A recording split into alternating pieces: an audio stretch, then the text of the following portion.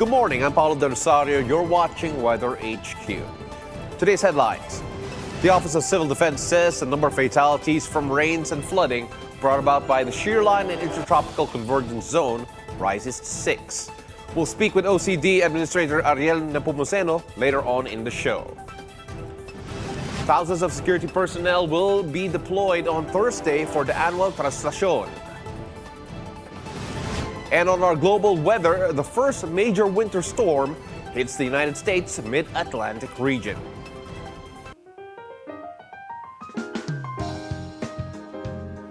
Well, let's take a look at the local weather affecting the country today. Two dominant weather systems are here. The northeast monsoon, which is slightly intensified, is affecting the central and northern parts of Luzon. Now, it will bring cloudy skies with rains along the Cagayan Valley, Cordillera Administrative Region, and Aurora.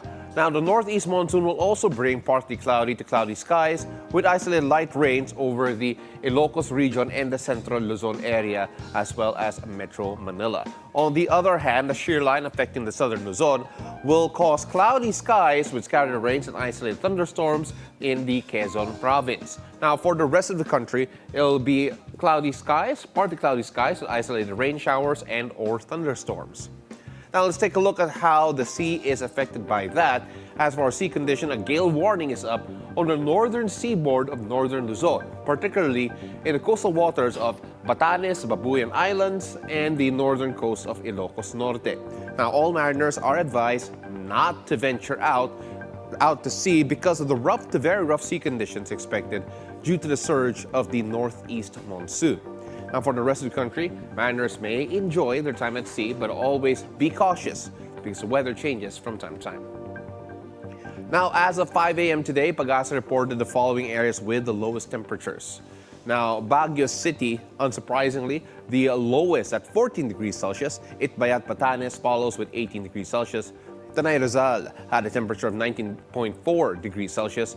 Balay, Bukidnon registered 19.8 degrees Celsius. And Abukay, Bataan experienced 20.3 degrees Celsius. Now, these areas' temperatures reflect the influence of their elevation, geographic location, and prevailing weather patterns such as the northeast monsoon, which is expected to bring cool, dry air to northern and central parts of the Philippines during this time of the year.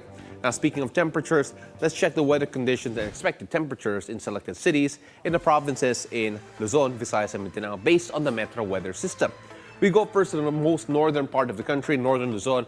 Due to the northeast monsoon, Basco and Tuguegarao will experience cloudy skies, allowing for a comfortable atmosphere or even some sunlight filtering through.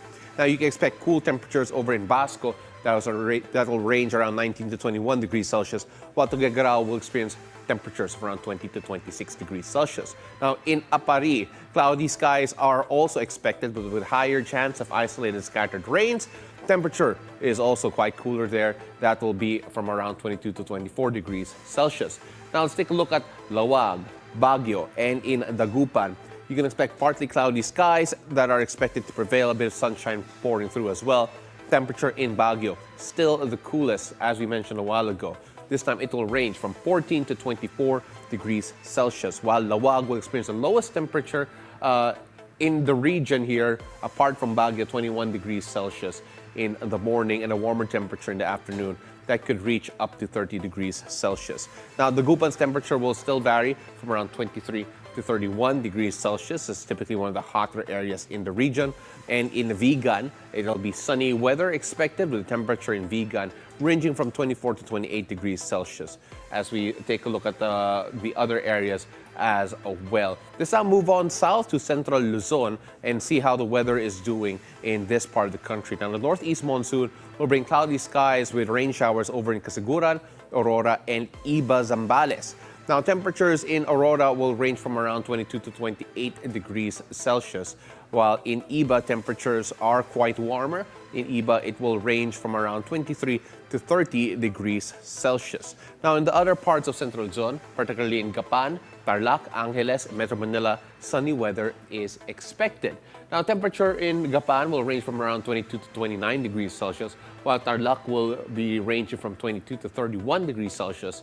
Also, if we take a look at Angeles and in Metro Manila, you can have similar temperatures here, 23 to 30 degrees Celsius, the range here in both Angeles and Metro Manila.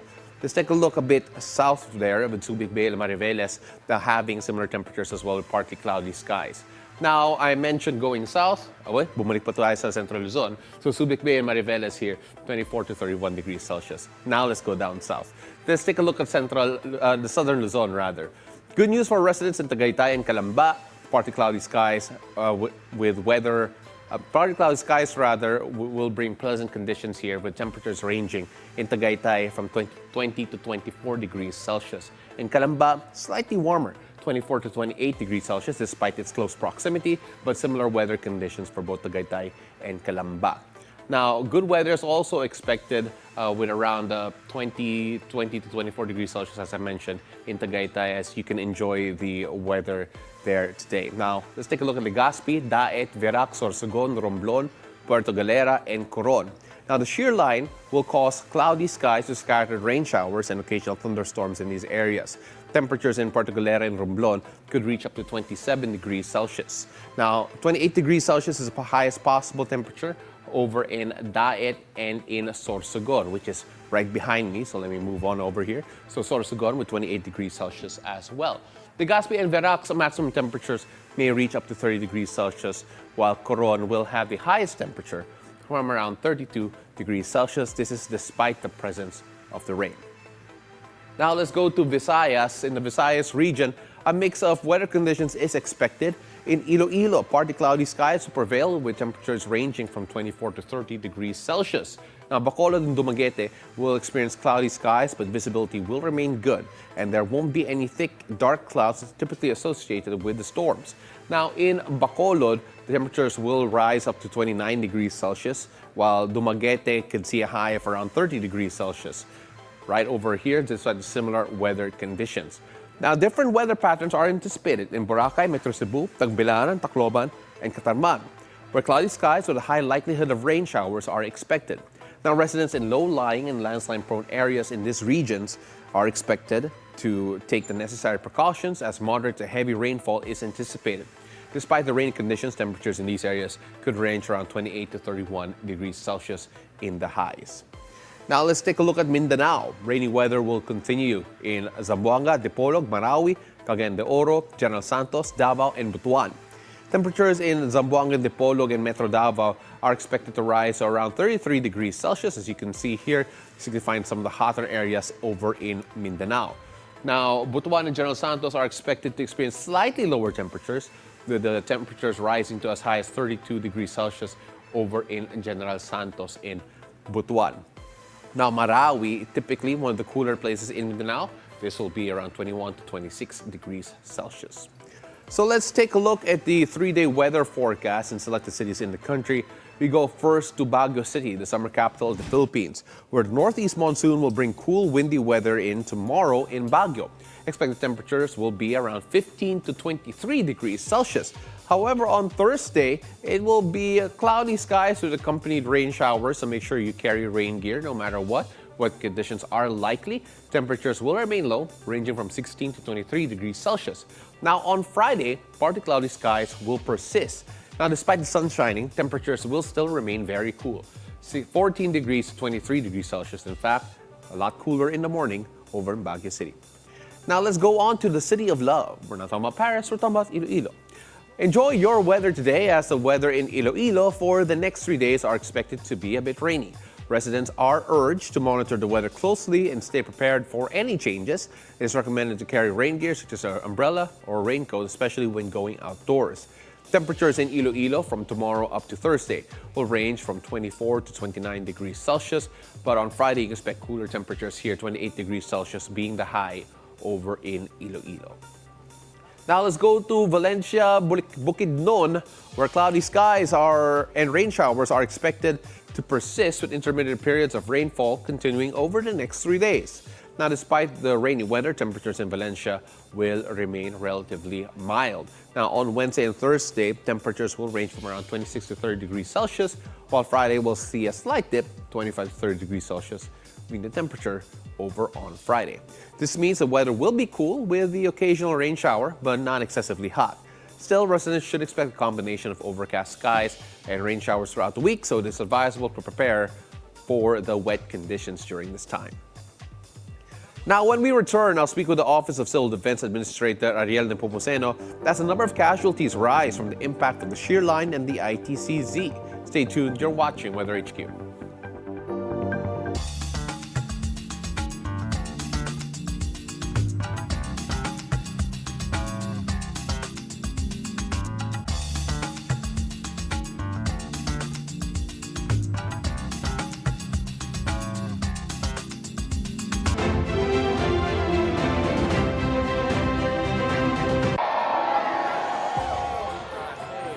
Actually, I think it's impossible to be good and nice all the time. Yes, it's too much to ask.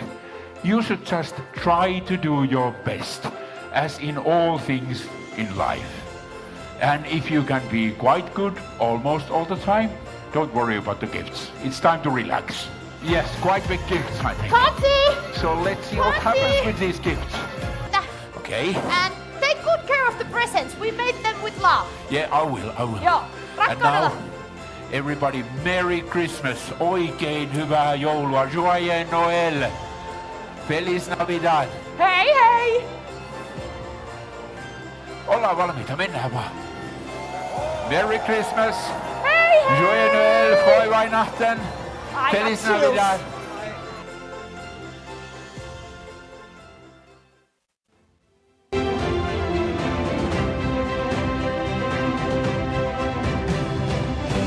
Welcome back. You're still watching Weather HQ. I'm Paolo del Rosario.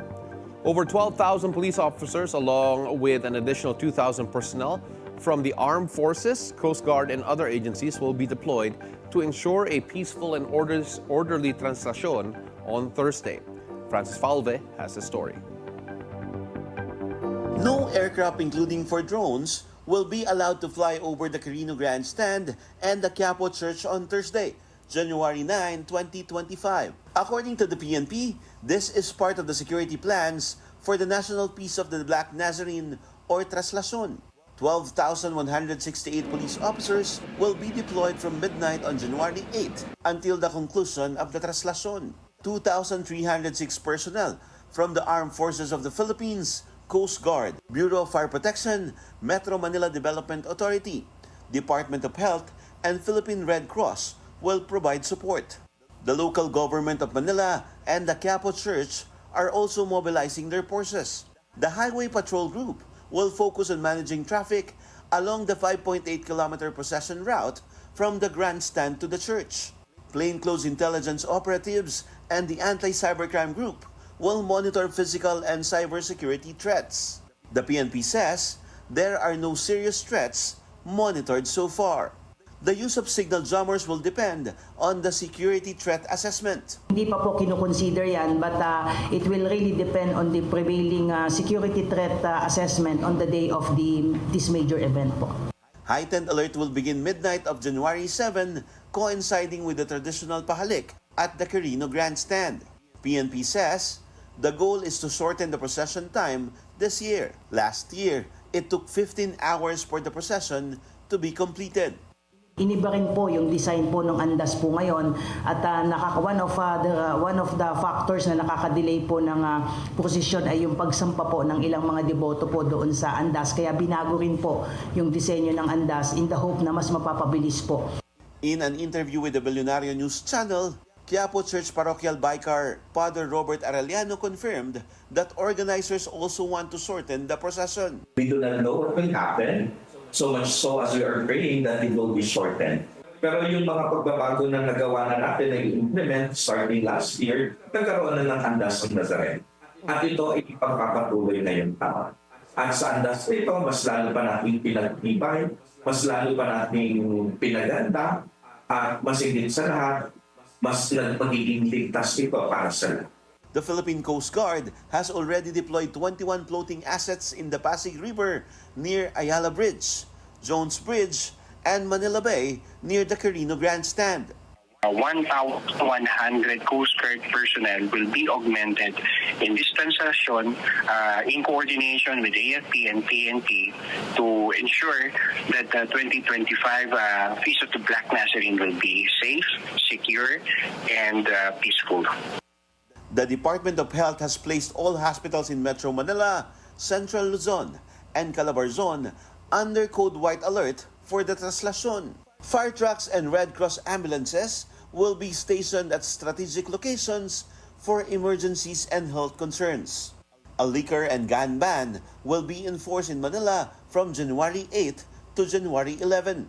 A send-off ceremony was held on Monday afternoon at the Carino Grandstand for the agency's leading security and emergency response for the Traslacion 2025. The PNP will remain on heightened alert after the procession as it transitions to other major events, including the Iglesia ni Cristo Peace Rally on January 13, the Feast of Santo Niño on January 19, and the upcoming midterm elections this May. Francis Polbe, Bilyonaryo News Channel. Up next, parts of northern China experienced their coldest temperature this winter. Keep it here on BNC, the Bilyonaryo News Channel.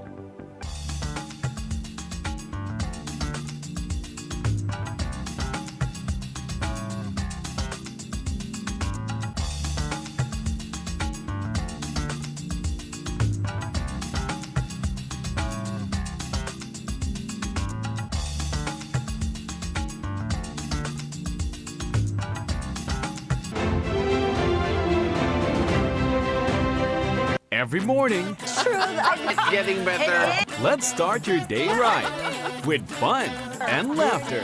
Join Paolo del Rosario Let's get you up to speed with some news that you could use right now. and Asis Carillo. We are bringing happiness and cheer along with inspiration, good vibes, and great energy. And Monique Tuzon. Your mornings are mo fun with us. Only here on It's a beautiful day. This is The Scorecard, where you score the latest sports news and in-depth views. I'm Anton Rojas. Welcome dito sa BNC Studios. How are you feeling? Join him together with different sports personalities and have a healthy sports conversation that will help you to know them even better. in the Philippines. Everybody loves community. We can say that you got hooked. The Scorecard, where sports is our business and business is our sport, right here on the Bilyonaryo News Channel. At BNC, 12 noon doesn't mean break. We're always ready to give you the latest news. Join Maya Rodriguez, delivering fresh news for you. Price of diesel will increase by $1.45 per liter. Field of flowers cover the square in front of St. John Church. Vendors we spoke to here in La Loma say sales are up this year. News feed at noon, only here on BNC. The latest news, national issues, with regard to was very vocal about charter change. the political scene, the trust and approval ratings of President Bongbong Marcos and Vice President Sara Duterte decline, and conversations with prominent personalities. Brings back wonderful memories of past Christmases when I was a little boy in Iloilo. Be timely informed, be insightful of the news. All these firsthand at the forefront.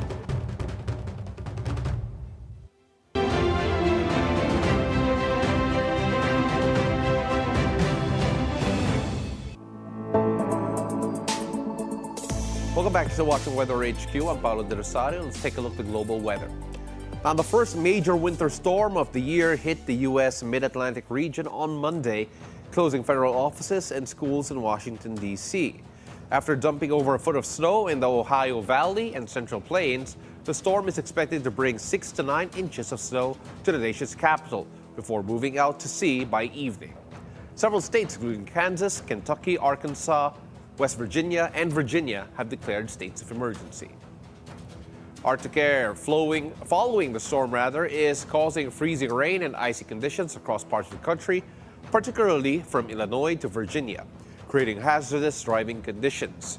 The central plains, already blanketed with snow, are experiencing extreme cold with wind chills as low as negative 32 degrees Celsius.